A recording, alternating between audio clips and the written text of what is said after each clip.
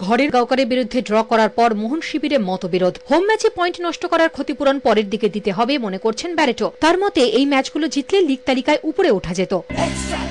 Who match we dropped 2 points today, let 2 points to go away, and of course it's not something to be happy or satisfied. তবে Barreto এমন বললেও মোহন coach প্রশান্ত বন্দ্যোপাধ্যায় থেকে নবীরা বলছেন এত চোট নিয়ে খেলেও 1 পয়েন্ট আশায় খুশি তারা। ড্র ঠিক আছে, প্লেয়ার অনেক নেই আমাদের, এটা তো মাথায় রাখতে হবে, তো তাও খেলে দিয়েছি সেটা নিয়ে ঠিক আছে।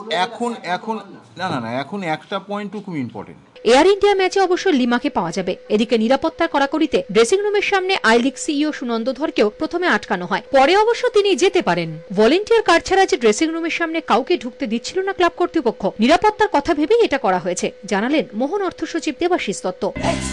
টিকিট ছাড়া লোক প্রবেশ করে যাচ্ছে, তো সেই জন্য নিরাপত্তা ব্যবস্থা এবার থেকে আরো আটাশোটা হবে, যাতে বিনা টিকিটে কেউ না প্রবেশ করতে পারে।